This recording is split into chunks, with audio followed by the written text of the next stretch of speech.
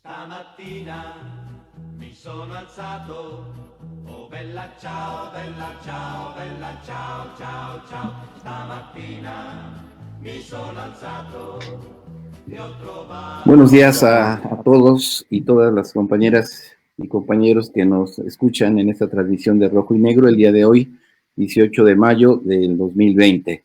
Está con nosotros nuestro compañero secretario general Martín Esparza Flores. Buenos días, secretario. Hola, compañero José Humberto Montes de Oca Luna, buenos días. Compañeros que están en los controles técnicos, reciban un fraternal saludo. Y a los compañeros que se están conectando, que cada lunes siguen esta transmisión en vivo de Rojo y Negro, un saludo fraterno desde las oficinas de la Secretaría General del Sindicato Mexicano de Electricistas. Así es, pues estamos en un día a donde se anunció que iban a reactivarse algunas actividades en los llamados municipios de la Esperanza, donde se dice que no hay casos de contagio ni están avecindados con otros municipios que tengan brotes de la enfermedad. Entonces, se anunciaron que son 269, hoy por la mañana hablaron de más de 300, pero también es cierto que en algunos estados prácticamente esta disposición fue anulada por los gobernadores que insistieron en la necesidad de mantener la Jornada Nacional de Sana Distancia. El anuncio del día de hoy abre la primera etapa de lo que llaman la estrategia para la reactivación de las actividades económicas, sociales y educativas en el país. Y se supone que a partir de la fecha de hoy entra una etapa de preparación de lo que sería a principios del mes de junio, si no pasa otra cosa, el levantamiento de la jornada con el condicionamiento, eso es muy importante, el condicionamiento de que a partir de esa fecha se van a implementar el semáforo de riesgo, a donde las entidades, ciudades o localidades que tengan semáforo en rojo prácticamente permanecerán en el estado de emergencia y sucesivamente, en forma gradual, el semáforo irá cambiando de rojo a naranja, de naranja a amarillo, de amarillo a verde, hasta que se puedan restablecer el conjunto de las actividades que quedaron suspendidas durante este periodo de emergencia nacional. Ese es el plan del gobierno. Estamos monitoreando cómo evoluciona la pandemia y por desgracia pues ya estamos llegando casi a los 50,000 casos confirmados de contagio, con 11,105 en activo, que son los que se contagiaron en los últimos 15 días dentro del propio contexto de la Jornada Nacional de Sana Distancia. Y también tenemos los casos de fallecimientos. Ya rebasamos los 5,000, tenemos una cifra de 5,177, que como se dice, ha rebasado ya el número de fallecidos en China. Y bueno, no debemos interpretar que esta estrategia que se inicia a partir del día de hoy significa que hayamos derrotado a la pandemia. No podemos cantar victoria. Y lo decimos porque inmediatamente de que se dio este anuncio, se percibió un relajamiento de las medidas preventivas de contagio en ciudades, en localidades. Las personas dieron por hecho de que podían salir del confinamiento de la noche a la mañana sin tomar las precauciones que se están recomendando para el reactivamiento gradual de la vida social, económica y educativa. La pandemia va a estar presente hasta el día en que no tengamos ya la vacuna. Vamos a vivir con este fenómeno, con esta enfermedad. Vamos a tener que vivir cotidianamente con ella, y esto significará la necesidad de contar con protocolos de seguridad para todos los ciudadanos, y en ese sentido también en esta fase de preparación se irán elaborando algunos protocolos de seguridad como los que se van a implantar en el Sindicato Mexicano de Electricistas y todas sus instalaciones, secretario. Sí, es muy importante señalarlo que estos protocolos tienen que ver con los espacios para las actividades que se tienen que desarrollar. Ya nuestro compañero Fernando Muñoz Ponce está en contacto con las autoridades de la Ciudad de México para llevarlo a cabo en nuestras instalaciones. Se tiene que hacer un monitoreo permanente, se tienen que poner algunos anuncios sobre la forma de poder desarrollar las actividades, que una vez que se levanten las medidas de salud, de salubridad, pues tenemos que acatarlo, porque como se menciona, pues empieza la curva descendente. Sin embargo, dependerá mucho sobre los monitoreos que está haciendo la Secretaría de Salud de manera permanente, porque hoy efectivamente algunos municipios que ya pudieran iniciar actividades encontraron algunos brotes de 1 o 2, principalmente en municipios del estado de Guerrero. Lo que hizo incluso Yucatán también, que estaban en la lista de los municipios de la esperanza, como se ha nombrado. Sin embargo, se detectaron ya brotes y los gobiernos estatales tomaron otras decisiones de continuar con las propias medidas. Hay que señalar que en distintos estados del país los gobernadores están tomando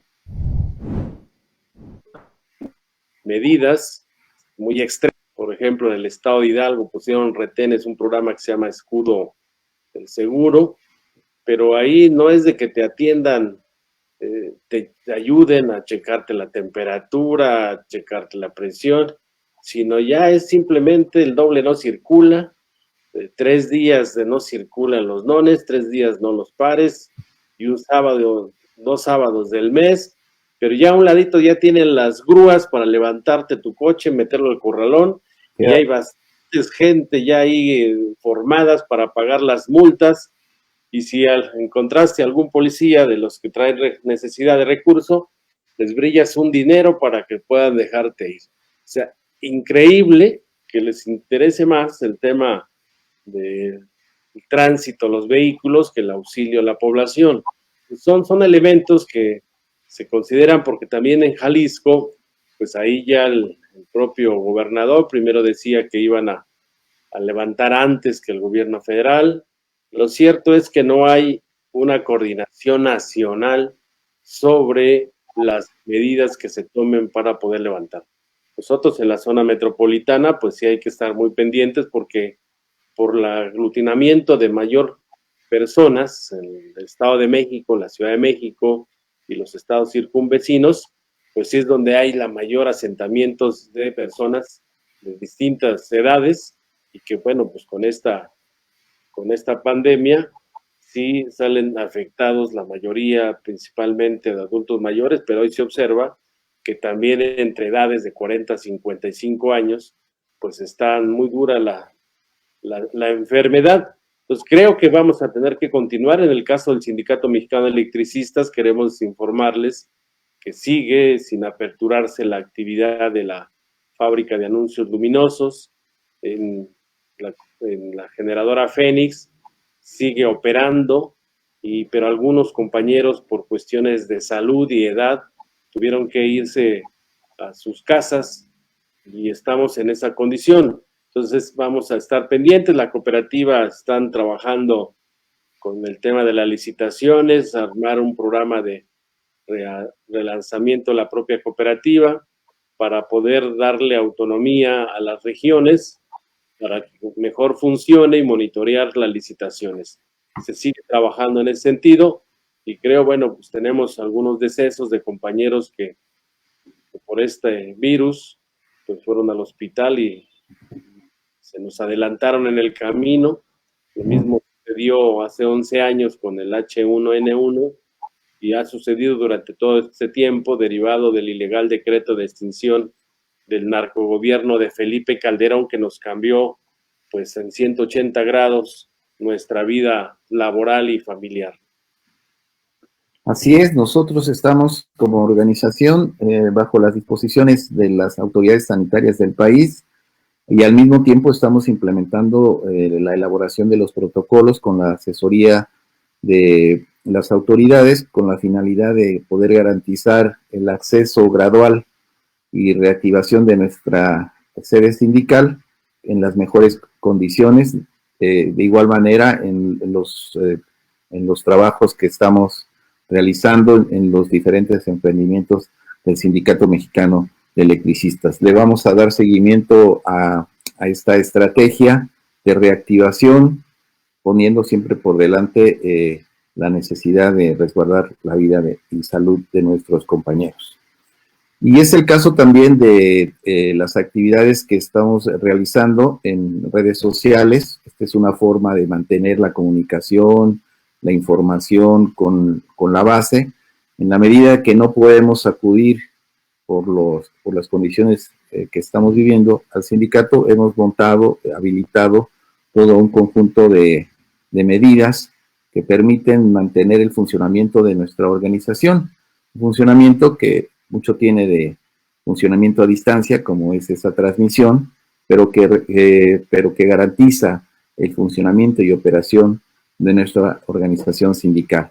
Es el caso de las reuniones que tiene el propio Comité Central para analizar y tomar decisiones, reuniones que hemos tenido con compañeros representantes de diferentes localidades que nos están monitoreando cómo evoluciona la pandemia en sus respectivas regiones, ¿no? Y qué medidas han tomado los compañeros para resguardar a nuestros compañeros agremiados al Sindicato Mexicano de Electricistas. Esta es nuestra actitud de mantenernos informados, de mantener en operación los proyectos estratégicos de nuestro sindicato en la medida de las disposiciones oficiales y también de mantener una actitud solidaria con las personas, los compañeros, las familias que por desgracia han sufrido de esta enfermedad.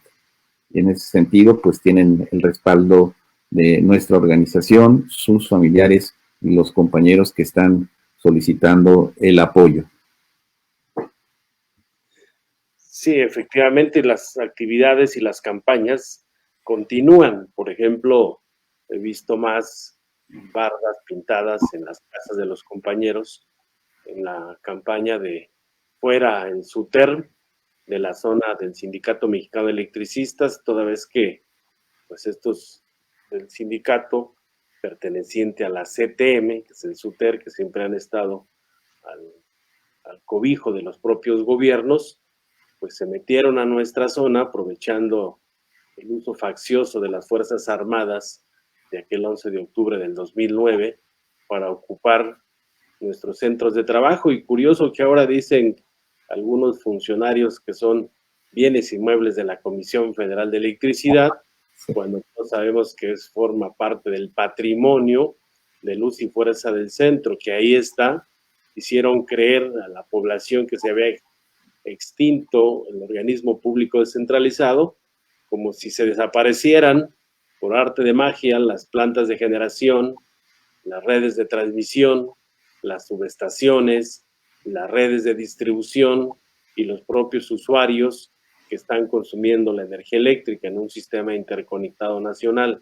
Entonces, eso lo quisieron hacer creer a través de los medios de comunicación, que jugaron un papel muy determinante para orientar todas las mentiras que decía el narcogobierno de Felipe Calderón, Javier Lozano, y los disidentes que en ese momento se alinearon a las decisiones de Calderón, que hoy sacan sus voces, levantan la mano, quieren sacar la cabeza, cuando hicieron un papel de apoyar a ese gobierno para que la mayor parte de trabajadores aceptara las migajas que ofrecía el gobierno de liquídate y te contrato en CFE, liquídate, te doy un bono grandotote, liquídate y mil cosas que decía Javier Lozano Alarcón todos los días en conferencias nacionales y que repetían como merolico los medios de comunicación chayoteros, que hoy, bueno, ya afortunadamente a muchos se les acabó el chayote en esta administración federal, y hoy hacemos uso de las redes sociales para continuar con nuestra campaña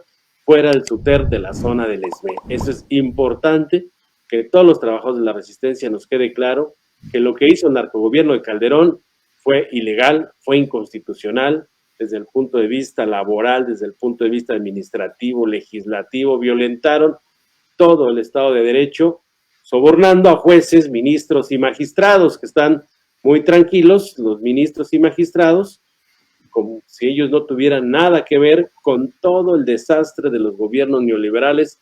Ellos fueron cómplices de todo el saqueo de las empresas públicas y de la violación sistemática de los derechos de los trabajadores y de la población.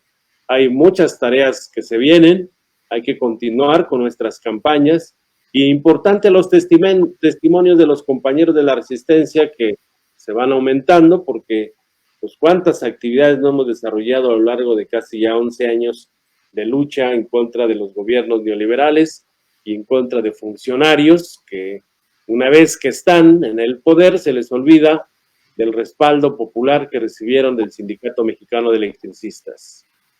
Así es, vamos a continuar con la campaña en defensa de nuestra zona en materia de trabajo, por su rescate y por la salida del SUTER, de territorio ESME. Vamos a un corte y regresamos, compañeros.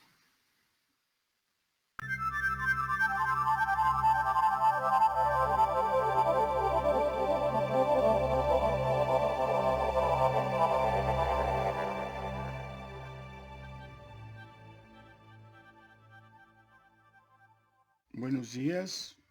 En otra de las cápsulas que tenemos para Rojo y Negro, les vamos a leer uno de los artículos que por esta época tiene muchísima relación a lo que estamos viviendo. En fines de 1915 y 1916 ocurrió una epidemia de tifo en la Ciudad de México que fue desastrosa para el pueblo, para los trabajadores. Por lo tanto, el doctor Goyantes, que era el médico que propuso el sindicato para atender a los trabajadores, escribió un artículo que se llama Algunos consejos para poderse precaver el tifo. Dice así: reinando en la actualidad en la República Mexicana, ya nos aclaró ahora, es en la República Mexicana, y en especial en la mesa central de ella, con tendencias a propagarse a las costas de ambos océanos, la epidemia de tifo que diezma nuestra población, amenazando convertirse en una verdadera plaga. Justo es tener presentes en nuestra memoria todas aquellas medidas que en lo posible contribuyan a protegernos contra este terrible mal. El tifo es una enfermedad infecciosa contagiosa que, según todas las más recientes investigaciones científicas, se propaga por el piquete del piojo. El microbio que produce esta enfermedad no ha sido aún llegado a conocer. No obstante, los estudios más concienzudos que a este fin se han llevado a cabo viven en la sangre de los enfermos exclusivamente de donde es tomado por el piojo, el cual va y pica a una persona sana, a la que inmediatamente le comunica la enfermedad. Así pues, constituye un gran peligro para poder adquirir esta enfermedad. Escuchen esto: permanecer en lugares en los cuales hay aglomeración de personas, sobre todo si algunas de estas se encuentran desaseadas y llevan consigo, aparte de otros insectos, los piojos, o ya sean del cuerpo, pues ambas variedades son igualmente peligrosas, es decir, que estén en la cabeza o en el cuerpo, dice aquí. En este orden de ideas queda establecido de una manera clara y terminantemente que en donde no existan los piojos no hay tifo, y donde se les encuentre hay la seguridad de que pueda aparecer el tifo. De consiguiente, todos aquellos preventivos que se venden ahora en el comercio, atención, destinados a precaverse del tifo, son completamente ineficaces, pues sola y exclusivamente la limpieza podrá llegar a hacer desaparecer esta epidemia. Por lo tanto, se tendrá especial cuidado en bañarse con bastante frecuencia, diariamente si fuera posible, cambiándose la ropa interior por limpia, después de cada baño. Cuando se llegue a la casa, ya sea del taller, de la oficina o de la calle, las ropas tanto exteriores como las interiores, con el objeto de convencerse de que no lleven algún piojo. En cuanto a las habitaciones, deberán ser objeto de nuestra atención, procurando un aseo diario de los pisos por medio de lavados.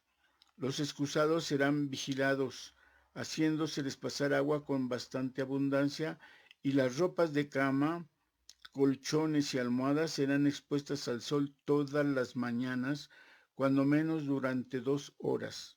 En cuanto a la alimentación, se procurará que sea lo más sencilla posible, evitando ingerir alimentos que sean irritantes o que contengan gran cantidad de grasas o especias, usando de preferencia las verduras y las frutas. Como bebida, el agua, prefiriendo la que esté filtrada. Especial cuidado deberá ponerse en evitar las desveladas, pues estas debilitan el organismo sensiblemente y lo preparan a adquirir fácilmente la epidemia. En caso de duda o padecimiento de la piel, deberá concurrirse desde luego en busca del médico, para que éste haga las indicaciones convenientes. Firmado en México, enero de 1916, doctor F.L. Collantes, del Sindicato Mexicano de Electricistas. Como ven, una epidemia de tifo que pega a la población trabajadora. La próxima diremos los efectos que tuvo. Hasta luego, otra vez en rojo y negro.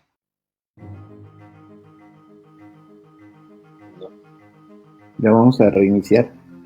Listo.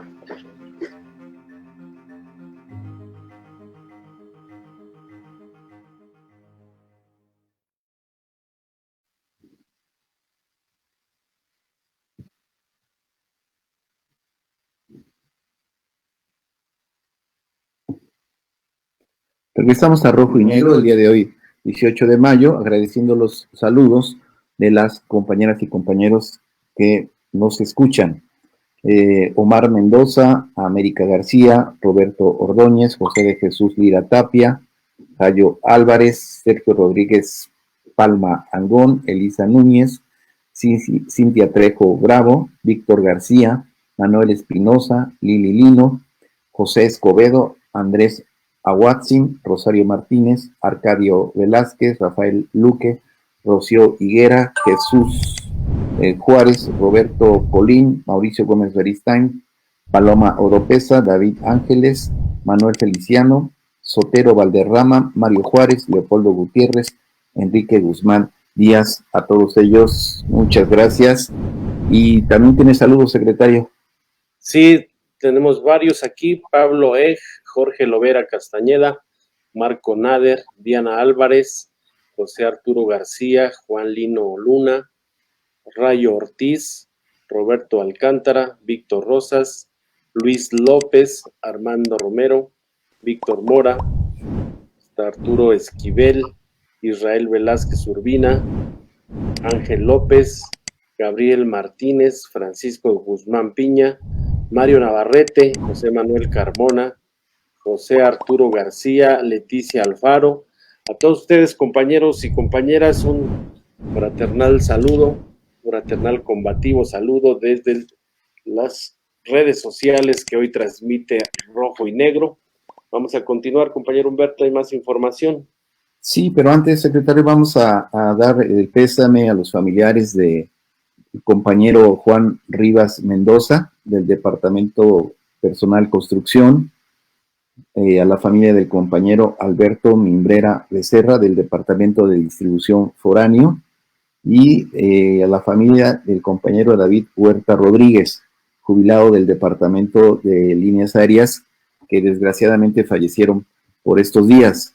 Nuestras condolencias a sus familiares, amigos y compañeros por este deceso y esperamos una pronta recuperación de su familia y la solidaridad del Sindicato Mexicano de Electricistas los acompañará durante este difícil trance.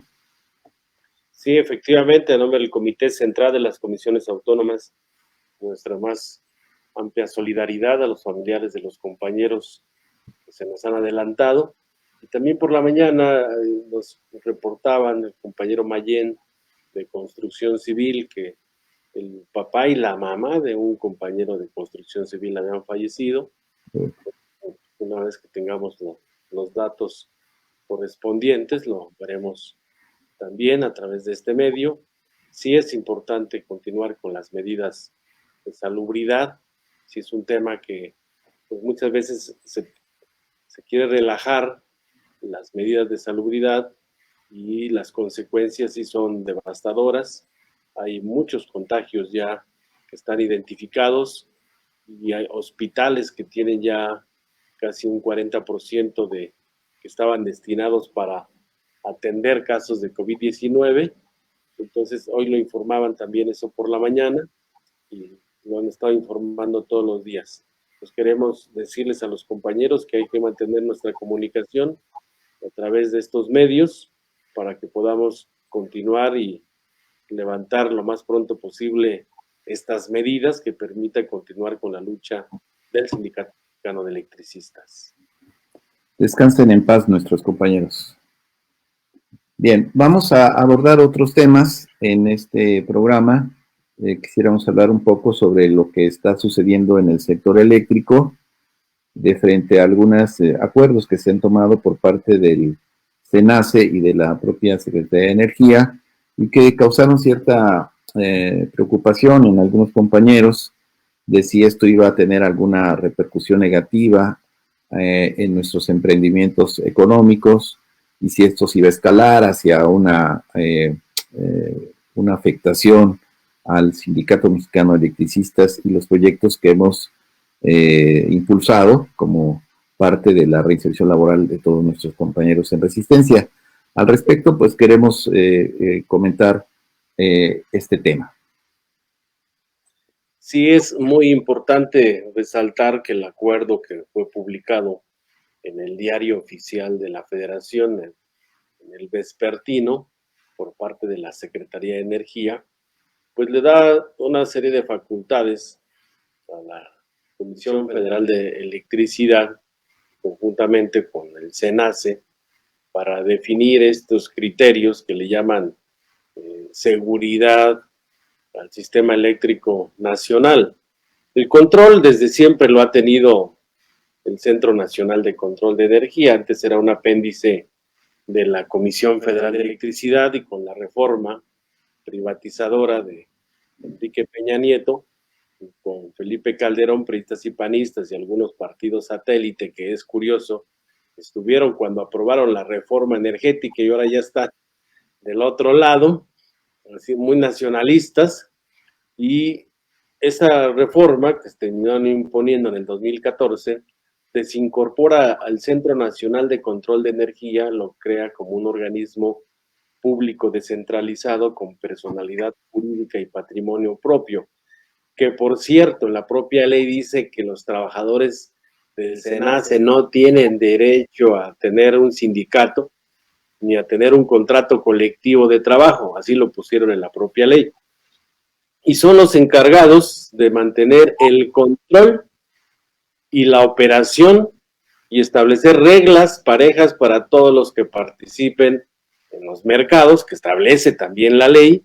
Hay dos tipos de mercados: el mercado de usuarios calificados, que son los de 1 megawatt para arriba de consumo anual, y el otro mercado, que es el mercado de consumo en la modalidad de consumo básico, donde son 3 tarifas principalmente, que es la tarifa doméstica, la tarifa comercial y la tarifa doméstico de altos consumos, que por cierto recordarán que esa doméstico de altos consumos la crearon en el sexenio de Vicente Fox. Recordarán que nos llevaron a Vicente Fox a Villacuapa, compañeros.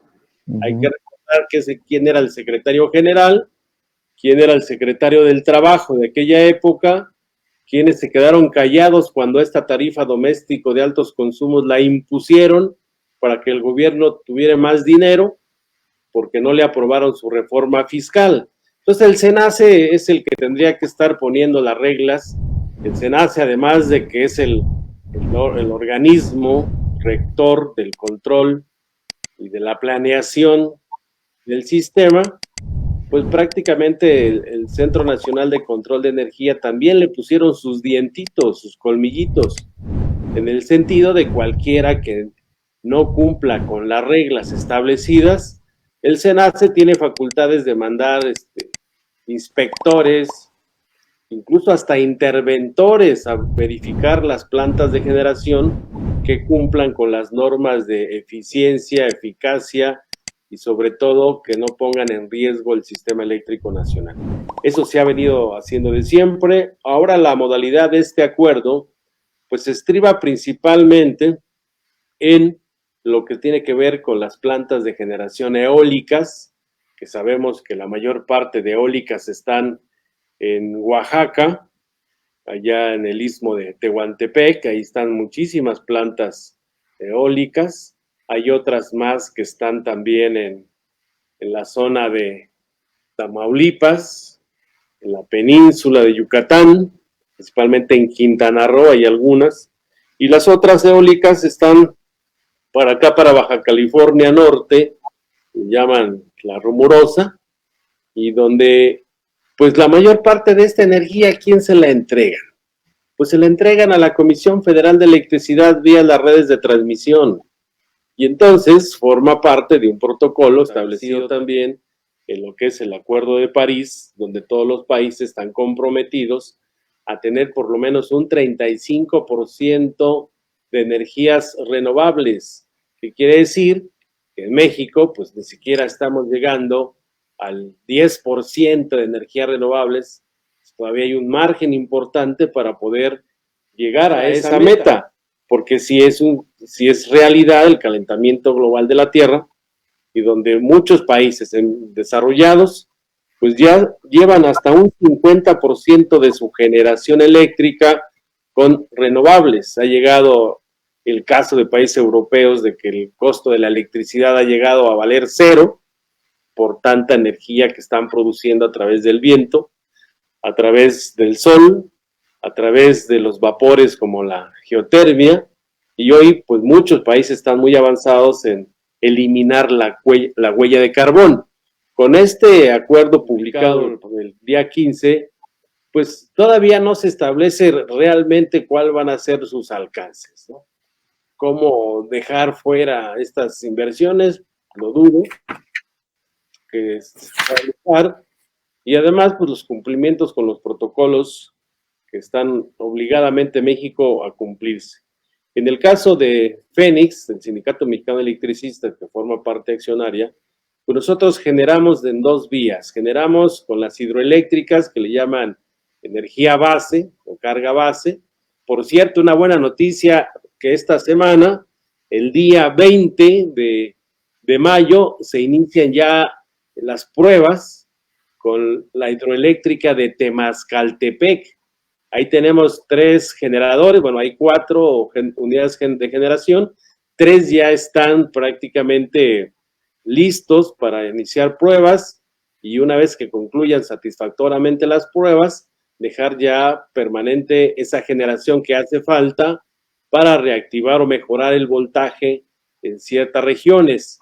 Entonces tenemos estas plantas de Temascaltepec, y en lo que tiene que ver con Necaxa, pues están generando Necaxa, Tepeshi, Patla, y hay un proyecto de aumentar su capacidad de generación en las 3 unidades, en las 3 centrales de la Sierra Norte de Puebla. Entonces continuamos con el proyecto, se continúa también con el proyecto de ciclo combinado de 120 megawatts en Jorge Luque, y son energías base que Jorge Luque va a ocupar gas natural, que está como clasificado como energía limpia. Entonces nos parece que en el caso nuestro, pues de manera inmediata podemos decir no hay afectación.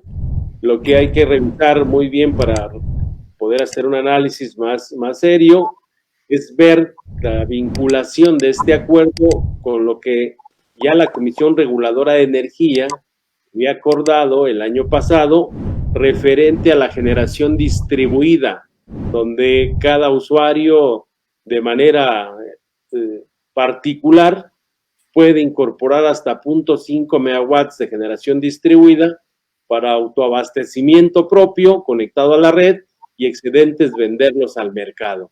Entonces son temas que serán de mucha discusión en los próximos días, los próximos meses, y sobre todo, pues muchos que ya están preparando sus demandas para irse al Poder Judicial o a los tribunales internacionales. En el caso de lo que estamos haciendo de emprendimientos económicos, creo que vamos en el camino correcto, compañeros. Así es, secretario. Efectivamente, esta noticia generó toda esta situación interna. Queda muy claro que para nosotros no hay ninguna afectación directa, que hay temas pendientes que se tienen que ir asentando en la discusión y en el ordenamiento normativo que se desprenderá de este acuerdo.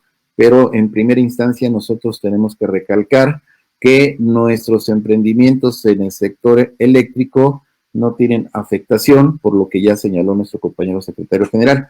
Y en segundo lugar, pues todo lo que se generó con este acuerdo y que va a derivar en un debate a nivel nacional y posibles litigios en instancias internacionales. Desde luego que nosotros siempre hemos manifestado nuestro respaldo a la pertenencia del sector energético para nuestro país, y en ese curso pues nosotros hemos librado una dura lucha en contra del neoliberalismo que vio en el Sindicato Mexicano de Electricistas un obstáculo para hacer avanzar sus planes privatizadores, y prueba de ello es el decreto de extinción de Luz y Fuerza del Centro, que anticipó tanto la reforma laboral del 2012, que le dio legalidad a lo ilegal con la expansión del outsourcing, y también la reforma energética que después se impuso en el 2013. Nuestro sindicato estará al pendiente de la evolución de los acontecimientos. Nosotros tenemos que avanzar en la reinserción laboral, tenemos varias vías de reinserción, y una de ellas que es fundamental y se mencionó al final del último bloque es el tema de la expansión sindical con la recuperación de nuestra zona en materia de trabajo y más allá de ella.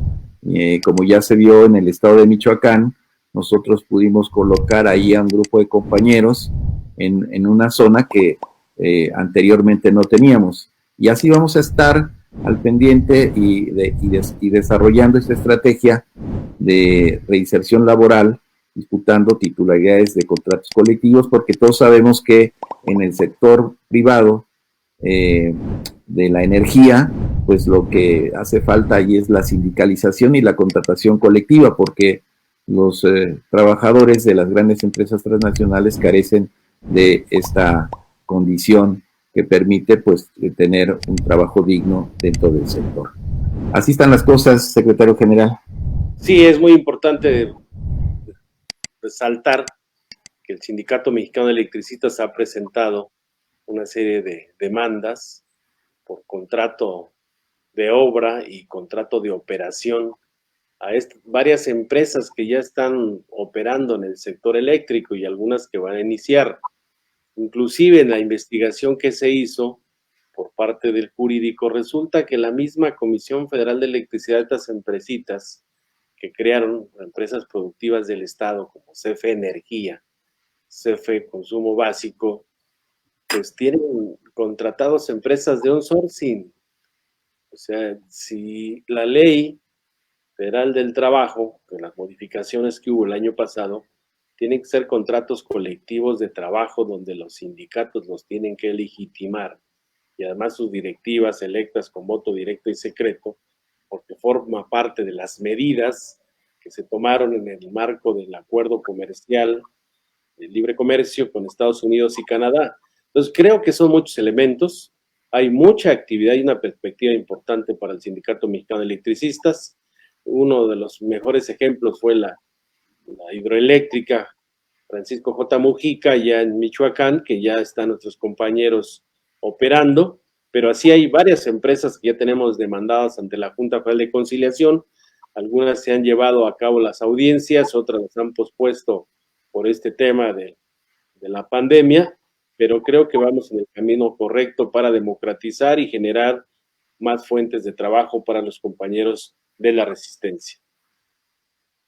Nos pregunta el diputado, sí es legislador, Max Agustín Correa Hernández, ¿no? Él es secretario general de la Central Campesina Cardenista, es dirigente desde hace muchos años del movimiento campesino independiente, también es parte de la Unión Nacional de Trabajadores de la ONT, y fue coordinador del Congreso Agrario Permanente, es licenciado en Planificación para el Desarrollo Agropecuario de la FES Aragón en la UNAM. Y aquí la pregunta directa, secretarios, dice, le pregunta, camarada Martínez Parza, ¿podrías hablar sobre la perspectiva que se abre a la producción de energía en asociación cooperativa entre ejidatarios y comuneros con el ESME? Me parece muy interesante esta pregunta. Y fíjate que además es un tema de análisis porque hay una coyuntura. La mayor parte del sector agrícola, ganadera, pues requieren de energía eléctrica para sus pozos de agua, para sus riegos, para sus procesos, para todo lo que ellos desarrollan. Sin embargo, pues están trayendo un problema de los altos costos de la energía eléctrica. Tienen excelentes tierras para radiación solar, se puede hacer un proceso de generación de autoabastecimiento, la cooperativa va a echar a andar su proyecto una vez que concluya el proyecto en el área de ingeniería para tener paneles solares, para poder ensamblar paneles solares desde la cooperativa y poder ayudar al sector agropecuario y en ese sentido pues puedan tener los ahorros importantes. Recordemos que aquí para la Ciudad de México, la jefa de gobierno tiene un proyecto que se llama Ciudad Solar. Ella es doctora en energías renovables y la verdad que todos los países están puestos al tema de las energías renovables. Entonces parece una alianza estratégica de la cooperativa y el Sindicato Mexicano de Electricistas con la Central Campesina Cardenista y con los grupos de agrícolas ganaderos, porque podemos ayudarles bastante bien al uso eficiente de la energía. Y apenas nos llegó una empresa que nos mandó sus recibos. Ellos se dedican al tema de los embutidos, trabajan muy de cerca, de la mano con el sector ganadero, pero después del pago de la nómina, el costo de la energía eléctrica es el segundo pago más alto. Y ahí sí, pues vimos el recibo, resulta que en términos de la propia ley establecieron algo que se llama código de red, donde dependiendo de tu factor de potencia que tengas en tu centro de carga, son las penalizaciones que le está poniendo la Comisión Federal de Electricidad. Nosotros somos muy claros, tenemos muchos ingenieros técnicos de distintas especialidades que vamos a poner nuestra fuerza de trabajo y nuestros conocimientos a la población, y aquí con el sector agrícola campesino creo que hay todo un tema para poder desarrollar con ellos. Enhorabuena y un saludo al compañero Max Correa, que siempre ha sido muy solidario con el Sindicato Mexicano de Electricistas. Pues ahí está la respuesta del Sindicato Mexicano de Electricistas.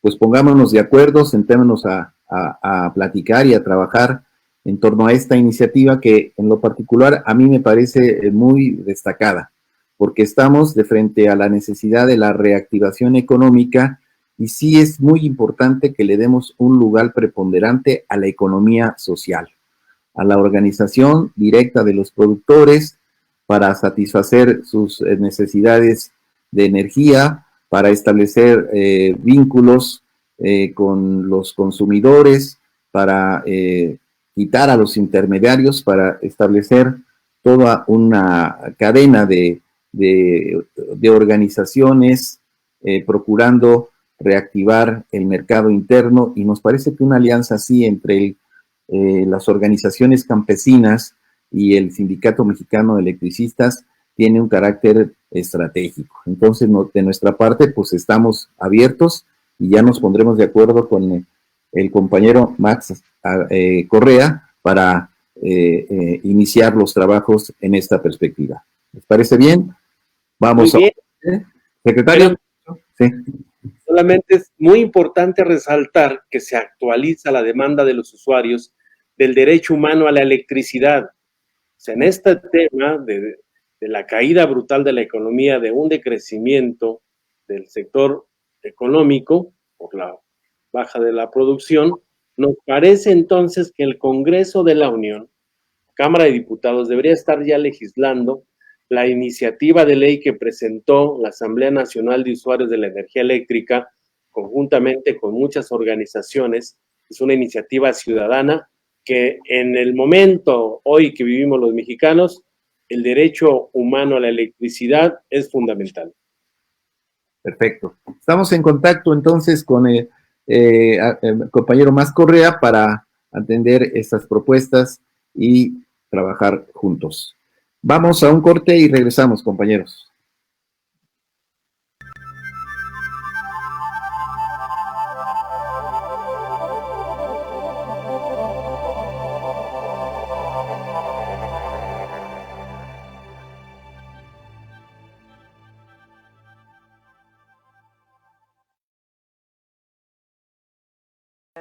Hola, soy Omar Ojeda García, Departamento de Obras Mecánicas, que es construcción.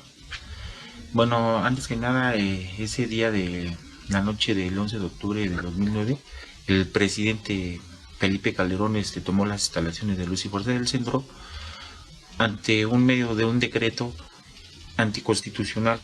La familia electricista nos derrumbó todas nuestras ilusiones, nos quitó nuestro trabajo, que era lo más valioso que teníamos, nuestra empresa. Yo desde ese momento, cuando extinguieron la Luz y Fuerza del Centro, yo estoy muy agradecido con mi papá, porque gracias a él yo estoy aquí. Yo he estado en la lucha, él me ha apoyado, él, mi mamá, toda mi familia me ha apoyado al estar aquí en en el ESME. Seguimos en lo mismo, seguimos adelante, seguimos con todos nuestros proyectos que tenemos como lo que hemos estado haciendo. Cada quien tomó su decisión como pudo, ¿no? O como quiso. Todo esto nada más los hemos hecho nosotros, los 16.900 trabajadores que hemos estado en la lucha, que somos nosotros, los compañeros de la familia electricista. Pues nada más somos nosotros, ellos ya no deben de estar aquí. Ellos decidieron en su momento retirarse, pues deben de estar afuera, ¿no? Antes que nada, pues seguimos en todo esto, ¿no? Seguimos en la lucha. ¿Y tú dónde estabas cuando nosotros defendíamos el sindicato?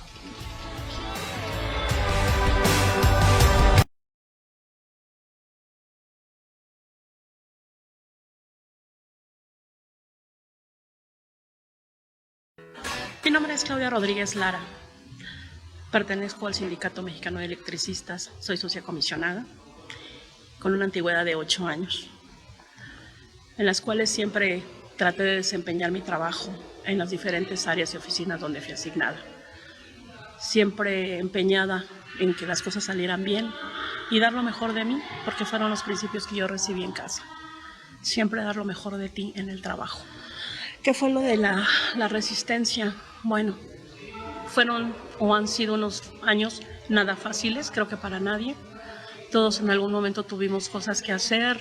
Como mujer, pues jamás abandoné la lucha, siempre estando presente en las actividades que se llevaron, marchas, mítines, plantones, las huelgas de hambre de las primeras compañeras, la huelga de hambre en el Zócalo. Simple y sencillamente todos tuvimos el libre albedrío de decidir de qué lado estar, de apoyar a lo que siempre te dio los beneficios y lo que en su momento vulgarmente podríamos decir te dio de comer, o voltearle la espalda y no estar preparado ante una cuestión difícil. Ellos tomaron su camino y la moneda siempre estuvo en el aire. ¿Quiénes fueron los equivocados? ¿Los que se fueron o los que nos quedamos a defender lo que en su momento siempre pensamos que era nuestra vida? Y pues bueno, aquí estamos. Decidimos quedarnos aquí y pues nos quedamos hasta el final. Y yo pregunto, ¿Y tú dónde estabas cuando defendíamos al Sindicato Mexicano de Electricistas?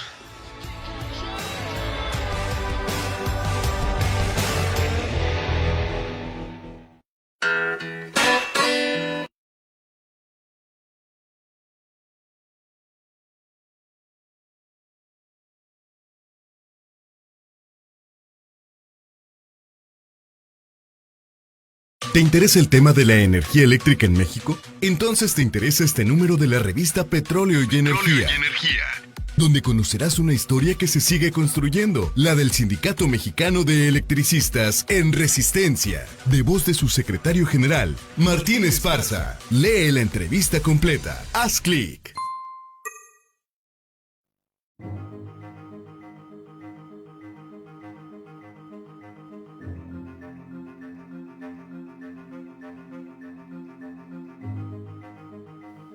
Muy bien, estamos en este momento regresando a la transmisión de Rojo y Negro a través de Radio SME. Queremos agradecer los saludos de Edgar González, que resalta, él es de la Resistencia, no lo confundan. Luego dice Raúl González, Gustavo Sánchez Piña, Alejandro Vázquez, Ariel Zamora, Pilar Esquivel, José Antonio Repiso, Fabio Rodríguez, Teodoro Esquivel, Óscar Ortega, Joel Guzmán López, Efego López, Óscar GN, Margarito Monroy, Joel Aguilar, María Eugenia Palma, Darío Flores, Javier Vargas, Adrián Castro, Armando Rivera, José Luis Cruz, Miguel Durán, Miguel Ángel Rosas, Elvia Cervín, Jorge Carvajal, Ricardo Hernández Cedillo, y además, por allá, secretario, tienes otros saludos. Hay otros saludos del compañero Juan Antonio Rodríguez, Mike Ro, Manuel Martínez, Rocío García, Juan Vides, Óscar Quintero, Mario Nájera, Gustavo Alcántara, Ricardo Mena, Lucio Hernández, Eustaquio Hernández, Roberto Baggio, Angélica Ruelas, Samuel Mendoza, Misael Ponce, Victoria Serrano, Ángel Arturo Torres, Carlos Morales, Juan Castañeda, Judith García y Liben Ro. A todos. Muchas gracias por sus saludos. Y también nos escribió el compañero Max Correa. Dice, gracias, camarada Martín Esparza. Estamos en contacto para retomar el diálogo al respecto. Saludos, compañero Humberto Montes de Oca. Muchas gracias, Marco Correa, y vamos a contactarnos para iniciar los trabajos. Bien, vamos entonces en este bloque, secretario, a las efemérides de la Resistencia. Tenemos actividades en el año 2010, 11, 13, 14, 15, 16. Pero quería yo señalar que cada una de estas actividades se enmarcaron dentro de una coyuntura, dentro de un momento específico de la Resistencia.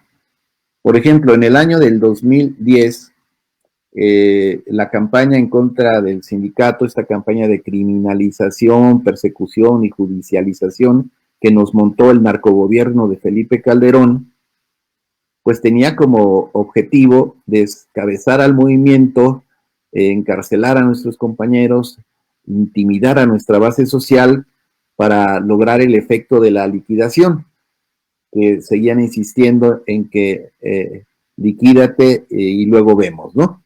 Y en ese marco se realizaron actividades de denuncia. Por ejemplo, el 18 de mayo se realizó una conferencia de prensa en la Asamblea Legislativa del Distrito Federal para darle una explicación a los asambleístas acerca de las fallas que presentaba el sistema manipulado incorrectamente por los SUTER. Y esto fue muy importante porque ahí recibimos también la solidaridad de los grupos parlamentarios progresistas de aquel momento. ¿Y te acuerdas, compañero Humberto, que hasta los de Milenio hicieron un programa especial para decir que con un cuchillo cebollero se podía cortar el aislamiento de un cable de 23,000 volts? Qué barbaridad. Mira, aquí le cortaron y el cuchillo estaba amarrado con un palo de escoba, ¿no? ¿Hasta dónde llegaron estos sinvergüenzas para montar esta campaña de mentiras y de odio en contra del Sindicato Mexicano de Electricistas? ¿Quién era el conductor que después corrieron? Ciro Gómez Leiva. Gómez Leiva, sí. Marín, que todavía daba ahí por Milenio y después le dieron una patada. y se largó. Sí, y él era de los que más nos tiraba, ¿no? Que con la intención de que nos criminalizara, ¿no? Bueno, ese absurdo, cualquier compañero de departamento operativo sabe muy bien que eso es imposible, ¿no?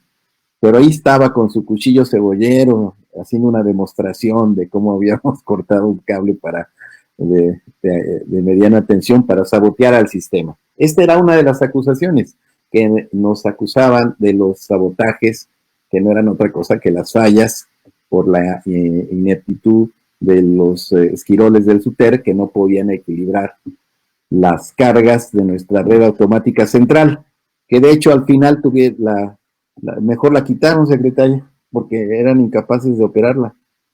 Sí, la hicieron redes radiales, increíble. Se quitaron los interruptores de transferencia, se robaron todo el sistema de tierras de esa red automática, esa red automática ejemplar fue de las primeras en América Latina en funcionar. Hicieron lo que jamás había ocurrido, dejar sin luz el primer cuadro de la ciudad con una red automática muy autosuficiente. Ahora hicieron redes radiales, entonces con una falla se te va todo el alimentador y ya muchos, ustedes pueden checar los comercios en el primer cuadro de la ciudad, pues todos tienen ya su planta de emergencia de las fallas constantes que está trayendo, y además la inversión, recuerdo que anunciaron con bombos y platillos que redes radiales le habían 1,250 millones de pesos, cuando el mantenimiento de la red automática al año, si se le destinaban por mucho 100 millones de pesos, era exagerado. Así es. Sí. Esta fue una de las formas de criminalizarlos. Y recuerdo bien también que precisamente una de las razones por la cual nosotros tomamos el Zócalo con la huelga de hambre masiva de alrededor de 90 compañeros de la resistencia, hombres y mujeres, fue el hecho de que estaban ya queriendo reprimir directamente al movimiento. Y la huelga de hambre nos permitió visibilizar nuestras demandas, legitimarlas ante el conjunto de la sociedad, en el sentido de que Calderón había actuado por sobre el Estado de Derecho, había violentado la ley y había actuado de manera fascistoide. Y la huelga iba caminando. Aquí dice que el 21 de mayo la senadora Rosario Ibarra de Piedra visitó el campamento de la huelga de hambre y una comisión internacional de derechos humanos la acompañó. Bueno, ahí una de las personalidades, un símbolo de la lucha de resistencia de las madres de los desaparecidos políticos, que abanderó muchas luchas populares de resistencia durante todo el periodo neoliberal. Y bueno, pues un saludo también a doña Rosario Ibarra de Piedra. El 24 de mayo marchamos a 30 días de la huelga y acompañamos una movilización de la Coordinadora Nacional de Trabajadores de la Educación. En 2011, ya es otro momento de la resistencia, el 20 de mayo del 2011 estuvimos en el 75 aniversario del Instituto Politécnico Nacional. El 21 de mayo del 2013, conferencia de prensa con respecto a la entrega de la queja del SME en la Comisión Interamericana de Derechos Humanos, a realizarse el día 24 de mayo. Sí, recuerdo que fuimos a entregar la queja en Estados Unidos, en la ciudad de Washington, a donde nos atendió uno que ahora es senador de la República, secretario. Sí, es muy importante decirlo porque allá se sacó la foto con nosotros, sí. Dijo, no, el caso es un tema que ustedes tienen la razón, una violación a sus derechos humanos laborales fundamentales, lo vamos a resolver.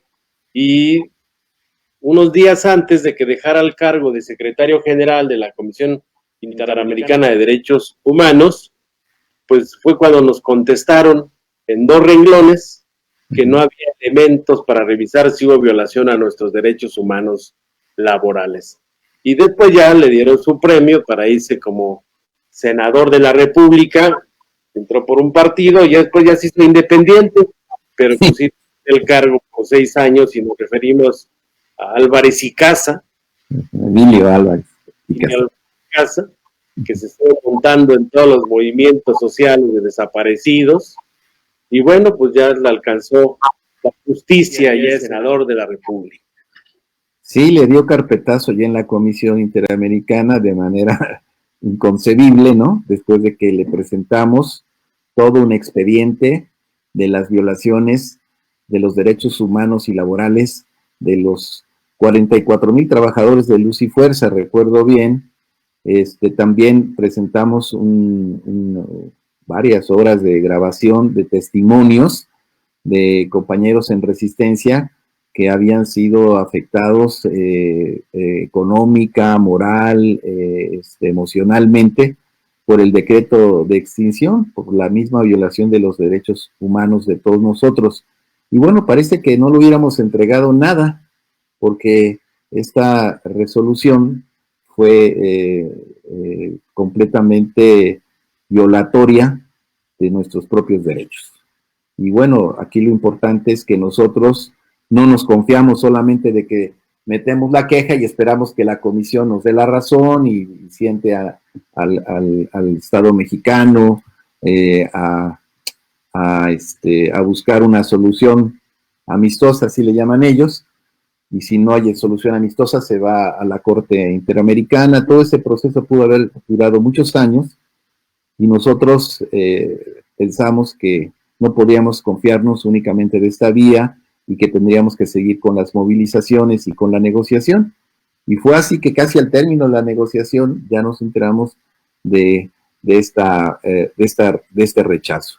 Y bueno, pudimos seguir adelante porque habíamos anticipado la posibilidad de que esto ocurriera con este organismo internacional, que bueno, se entiende que los países que lo financian, ¿no?, son los que le dan también rumbo.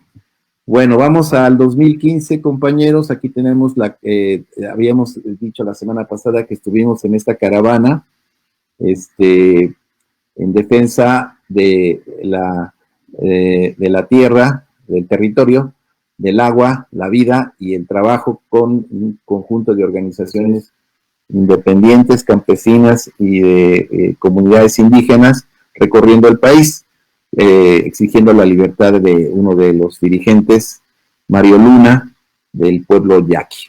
Y entonces aquí se menciona que estuvimos el 18 de mayo del 2015 en Cherán, Michoacán.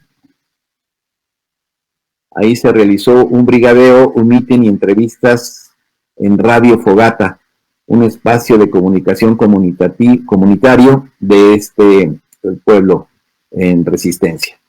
El 19 de mayo hicimos la caravana por Morelia, Michoacán, con el acompañamiento solidario de los compañeros maestros de la Coordinadora Nacional de Trabajadores de Educación, de la sección 18, que estuvo solidariamente en nuestra actividad.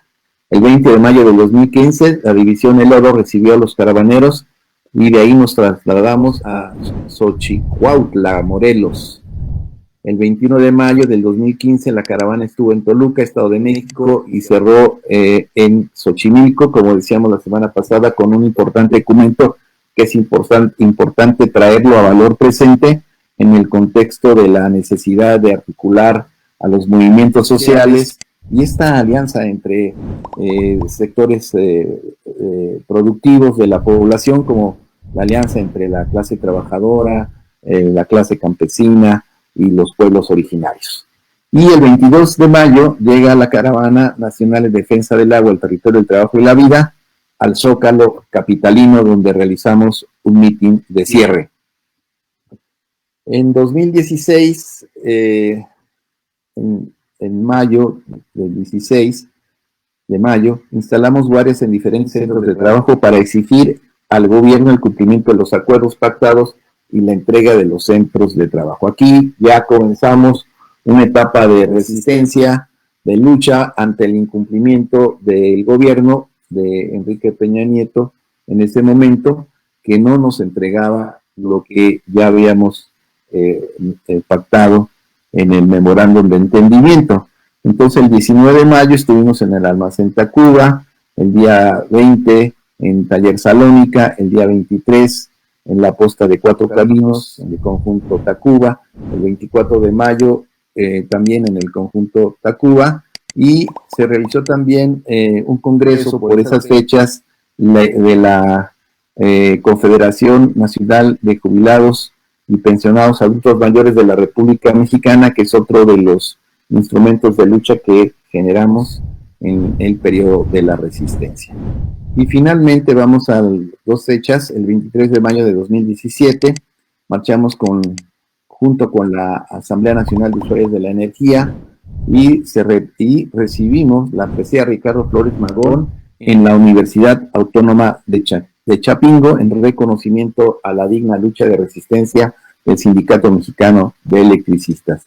En 2019 se dio un informe sobre la audiencia en la Junta Federal de Conciliación y Arbitraje, demanda contra de los que quieren la nulidad del proceso electoral, y el 24 de mayo nos movilizamos con la NUE a la Secretaría de Gobernación. Eso sucedió el 24 de mayo de 2018. Estas son las efemérides, secretario. Sí, es muy importante resaltarlas y aquí cobra vida los testimonios que están subiendo nuestros compañeros, porque hoy los que exigen, dicen democracia en el ESME, reinstalación, pensiones y no sé qué tantas cosas, y van a Gobernación y van al Palacio Nacional, pues la mayoría hay que ver dónde estuvieron en todo este proceso de lucha, que ya vamos a cumplir 11 años. Por eso la importancia de tener este espacio, estar retomando las efemérides, porque hemos actuado en todas las vías, en la vía jurídica, en la vía política, en las movilizaciones, en las acciones nacionales e internacionales, y ahí están los testimonios que dejaremos para las futuras generaciones de que nos enfrentamos a un gobierno vinculado al crimen organizado, con sus intereses para privatizar la industria eléctrica, para imponer la reforma laboral y estas dos figuras de subcontratación de outsourcing, que es lo que se han beneficiado pues muchos empresarios a costa de la fuerza de trabajo de los obreros en México. Entonces, enhorabuena por las efemérides del Sindicato Mexicano de Electricistas. Así es, secretario. En este periodo ha sido muy importante lanzar estas campañas por la recuperación de nuestra zona de materia de trabajo, esta campaña también por legitimar nuestras demandas con esos testimonios de ¿y tú dónde estabas?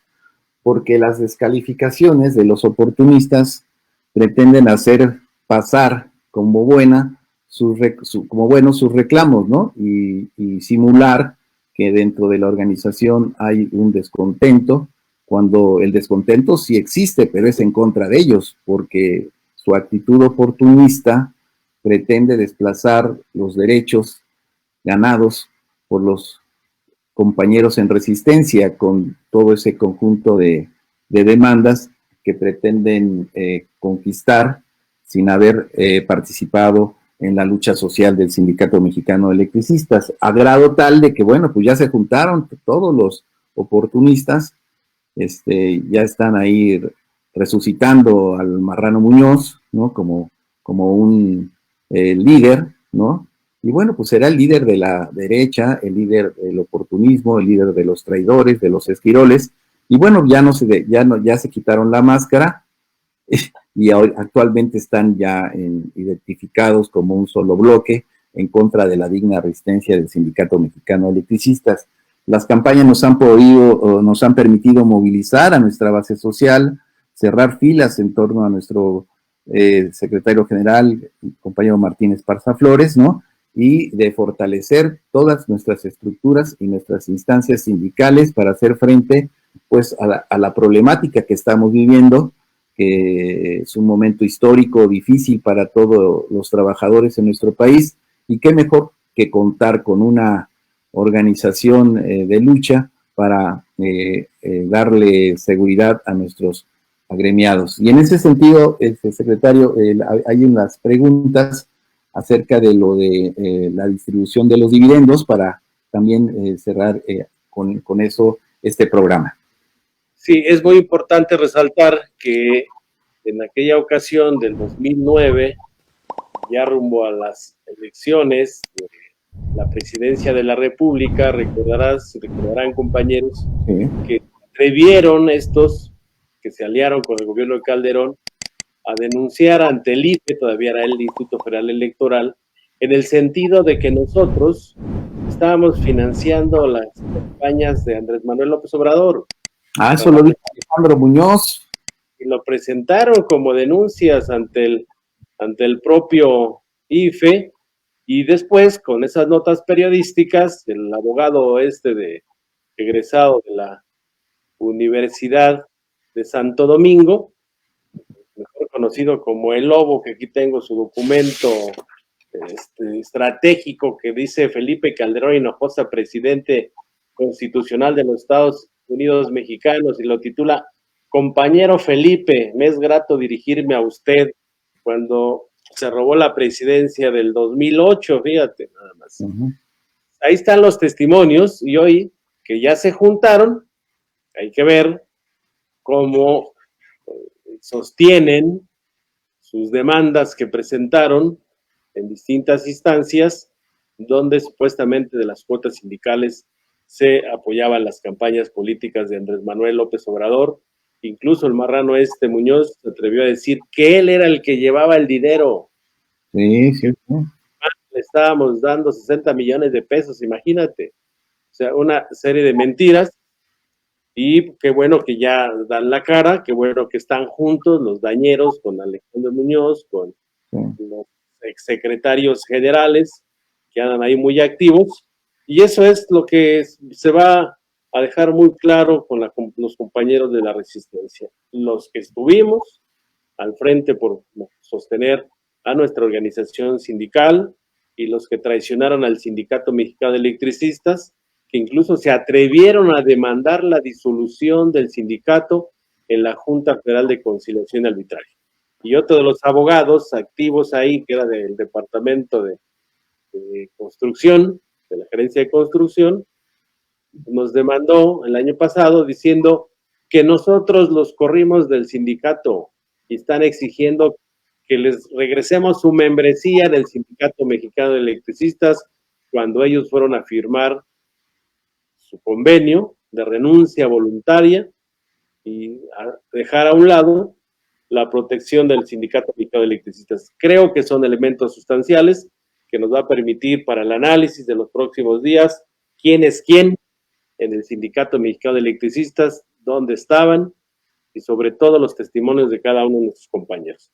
Y en el sentido de los dividendos, quiero darles la noticia, compañeros, que esta semana se concluye ya el análisis que se hizo con la comisión que se instala. Hay una comisión para revisar el tema de la participación de los trabajadores en las utilidades y de los dividendos que corresponden al Sindicato Mexicano de Electricistas y a la cooperativa. Esta semana concluye, se levanta el acta. Estamos ya en los próximos días que podamos llegar al acuerdo con Generadora Fénix para determinar el tema de los recursos y poder hacer la convocatoria a todos los compañeros para definir el destino de los recursos que se tengan. Entonces creo que estamos por concluir. Es una buena noticia para todos los trabajadores de la resistencia, que ahora hasta los liquidados dice que también les corresponden dividendos. Y luego los que se estuvieron diciendo que no se hiciera el tema de la empresa de generación con participación del sindicato, inclusive estaban yendo a ver al director de la CFE para que se cancelara la concesión. Ahora salen y dicen, no, ya que se distribuya. O sea, no se entiende, ¿no? O sea, de lo que hacemos se montan para quererse posicionar en el sindicato, pero los que los tenemos muy bien ubicados, sabemos quiénes son, qué han hecho, no nada más aquí, sino en otros movimientos, como el movimiento de la huelga allá en la UNAM, y ahí están las evidencias que le pusieron Mario Tejuites o Mario Benítez, dicen, ¿no?